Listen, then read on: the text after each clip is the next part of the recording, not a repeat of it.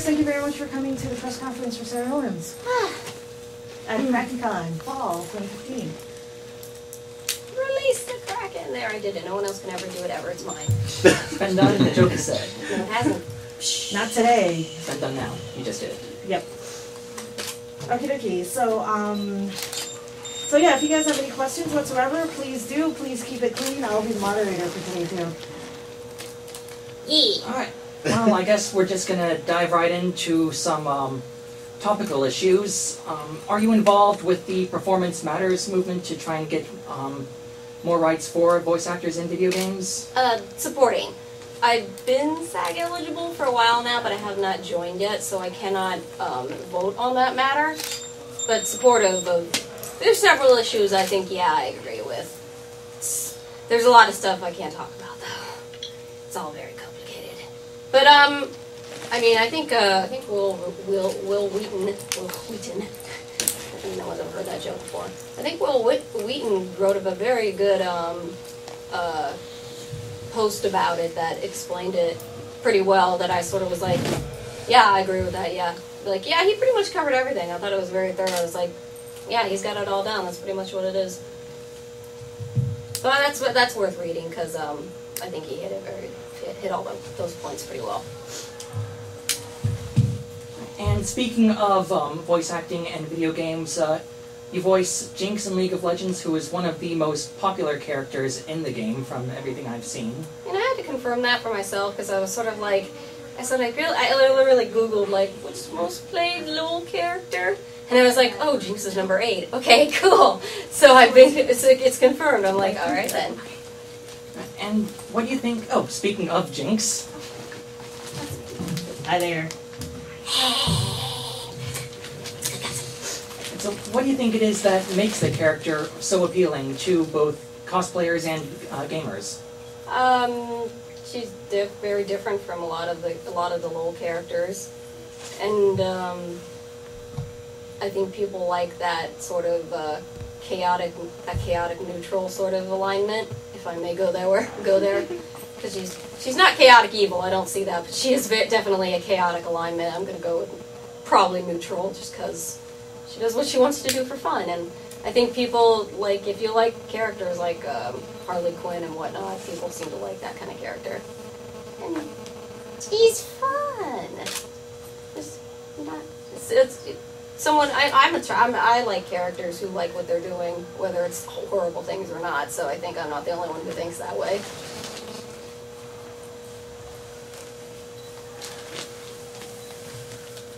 No, we're done, good night!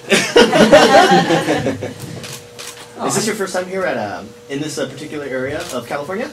Yeah, I've never been to Oakland. Thankfully it's like an hour-long plane flight, which is lovely, because so many times I get on a plane and I'm stuck there for 3 hours, so it's sort of a nice thing to be like, oh, we're done, yay! Yeah, it's sort of fun. I was like in the city and then through a tunnel and suddenly we're in suburbia and then suddenly we're in an industrial area and I'm just like, this place changes really fast. I like the suburb area just because I grew up in the suburbs. But the city itself is nice too, sort of. And then there's like, hey, there's a battleship, and I'm just like, what the hell? Oh, there's also an engine. I'm sorry, guys. Oh no! Wow, that's kind of scary. Oh, okay, maybe let's not. It's just... Seal, do not open to hangar. Okay, maybe. Okay, I gotta redo this. Right. Just a little bit. Yeah. There we go. This is the best I can do. I don't think I can shut it. I think you're good, as long as you don't close it all the way. Yeah. That's pretty good. Let's not get locked in. And that's how we not discovered that we were not allowed in until she opened that door earlier. Right. Trapped forever. Yes, trust me, it'd be really scary. People keep coming by, knocking on the door. Huh, guess that press interview is going really well. Right, here, huh? so hungry. Right. Oh, that's right. People like to eat. Yeah. It's okay, you're a guest of honor, we need you last. Or first. Ah! We flip a coin. Alright, so I guess moving on to some of the other more famous and popular roles. I guess let's talk about the Madoka Magica anime, which, as we all know, breaks a lot of hearts, and your character is known for bringing on quite a few tears. Yeah, it still hurts. Alright, It's not a bad hurt. I actually just saw some kind of list on Otaku Life, I think it was, listing the most pitiable characters, and 3 of them from Madoka were listed on there, and I'm just like, yeah. Why don't you tell us a little about that experience, about just being a part of that anime? What was it like?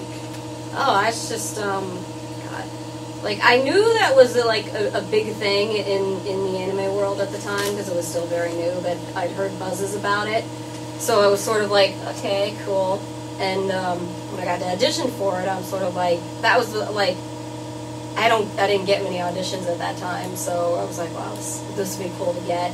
So I auditioned for 3 characters, and I got Sayaka, and I was just like, okay, awesome. And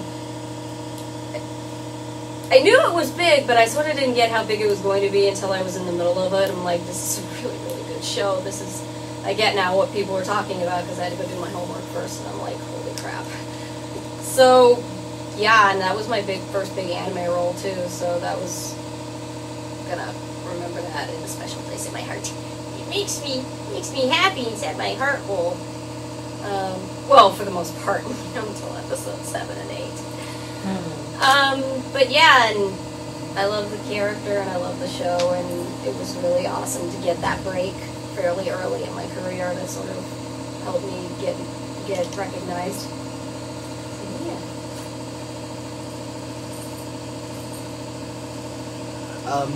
So what inspired you to become a voice actress? I was an anime nerd. I mean, at first it was sort of just that thing of, I'm only going to dub anime and nothing else, and then I sort of realized, well, if you want to be a voice actress as opposed to just someone who's dubbed in anime, you need to do more homework, and you need to realize there's more than just anime out there. Because there is a difference. I think someone wrote that thing, it's like, do you want to be in an anime, or do you want to be a voice actor? There is a difference.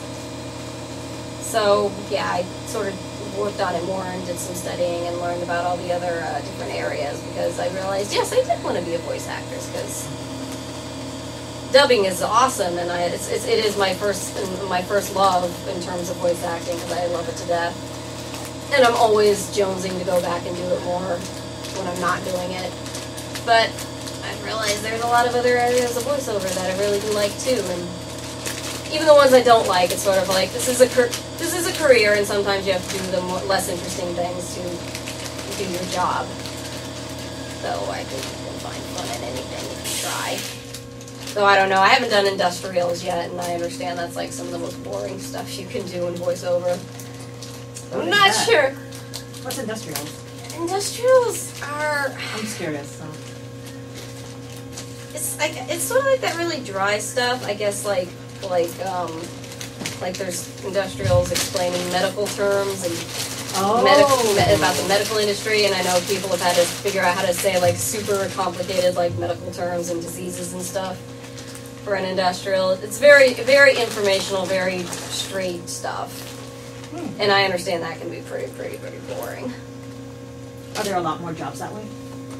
I don't know about a lot more. I think there's lots of jobs in all areas. It just depends on what you're good at.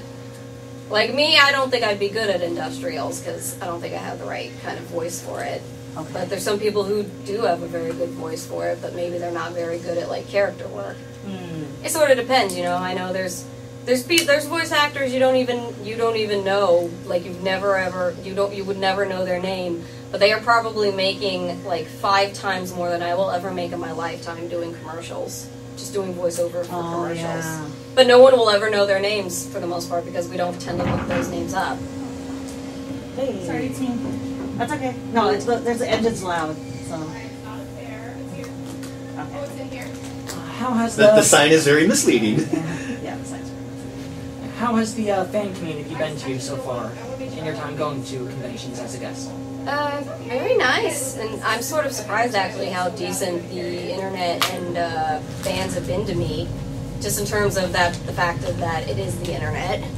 I mean, I have a lot of I have other voice actor friends who, you know, get panned for whatever reason, which is normal, you know, like, oh, you weren't as good as the Japanese, and oh, you were terrible in that, and oh, I don't like the way you sound, and I do see that, but I feel like I don't see it as much as a lot of other people tend to, and I don't know why that is. Like maybe I'm just lucky and I tend to fly below the radar for some reason.